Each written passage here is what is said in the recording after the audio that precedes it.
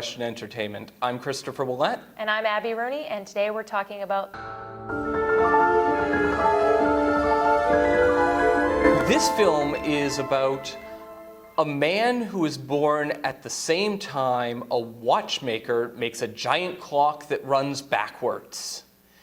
Somehow, because of that, his life also runs backwards. Though he's the size of an infant, he's born with all the looks and ailments of a 80-year-old man, and from there on in, ages backwards. He falls in love with a girl his age, but at the time, she thinks that he's 80 years old and she's 7. As time goes on, their romance develops. He has many experiences throughout the world, the whole time having to deal with life and death in a very unusual way. How was it? It was curious. I found myself spending much of the movie saying, how'd they do that? How'd they make him look like that? It was actually to the point of, it was almost distracting. The effects were amazing. Mm-hmm. It wasn't a special effects movie, and I'm really impressed with that. Yet I spent the whole time trying to figure out how they did that. But no, I was really enjoying the movie. I thought, this is great. This is about life experiences and the value of life and about being different.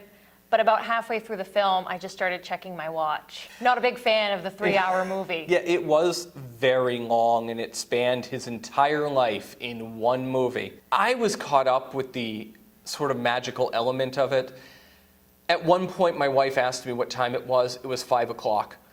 I thought 15 minutes later, she asked me again. I thought she was being silly, but it was 6 o'clock. I couldn't believe it had been a whole hour. She couldn't believe it had only been an hour. I thought it was entertaining, it was interesting, it was somewhat a lot of work to watch because there was a lot going on. I know I don't usually talk about the themes and things in this part of it, but that's the downer for me, is that the movie at the end was so shallow that you went through 3 hours of this entire life with this magical circumstance and all these things going on.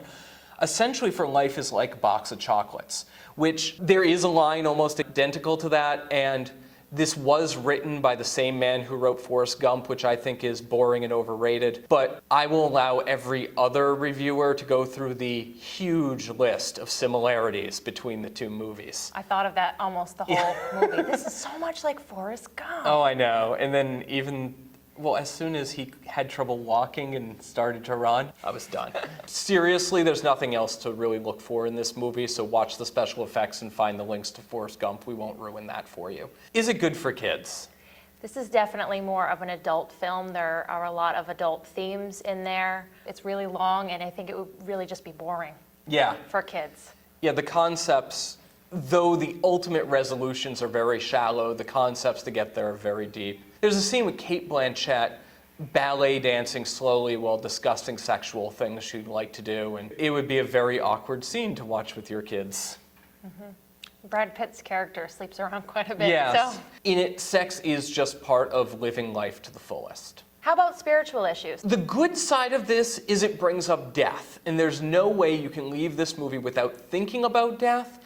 And frankly, when people start to think about death, they start to think about God. So that's nice. Other than that, there is a Christian character who is sleeping with her boyfriend and never marries him. There's a lot of references to Jesus and spirituality. What we find out is religion is really just another part of the human experience that we just do for fun. The ultimate message about how the spiritual world works is through symbolism with hummingbirds. If you're a sincere, good kind of guy, you go to heaven. Don't worry about it. Which, unfortunately, shoots in the foot most of the benefits of having a whole movie about death. The other thing was there was actually zero value placed on marriage. In fact, the people who are actually in love aren't married and sleep together, yet the people who are married have affairs. Yes. So all the sex in the movie is actually outside of marriage. It's shown as a bad thing when Brad Pitt leaves his wife and daughter, and that he should have persevered. Unfortunately, she later on gets married, and the husband is seen once, right before she sleeps with Brad Pitt again. So yeah, marriage is just useless. Yeah. What's our recommendation? If you liked Forrest Gump, you will probably like Benjamin Button. If you didn't, then don't waste your 3 hours. I definitely agree that if you liked Forrest Gump, you'll like Benjamin Button. I actually didn't like Forrest Gump and did somewhat enjoy Benjamin Button, so this is a step up, but it is still the same karma, what goes around comes around, just live your life, and we get the oh so deep, if you don't like the way your life is going, start over and get a new one. Which I suppose if your friends have all seen this movie, there may be a transition to the gospel there, maybe not. Thanks for watching. On YouTube, please click subscribe. On our blog, please click the RSS feed. Please visit our blog at questionentertainment.wordpress.com. You know what's really interesting is that you talked about that concept of time. Yeah.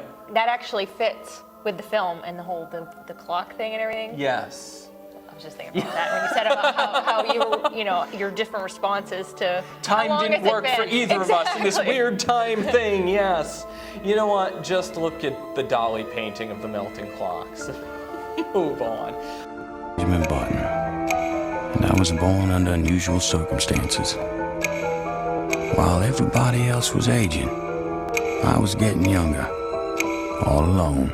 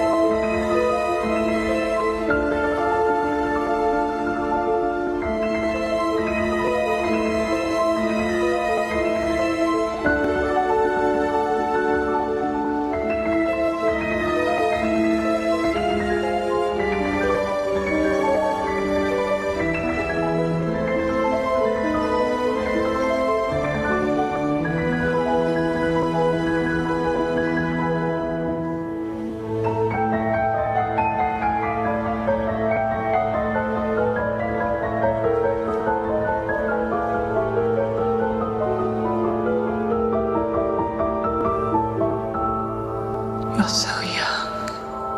Only on the outside.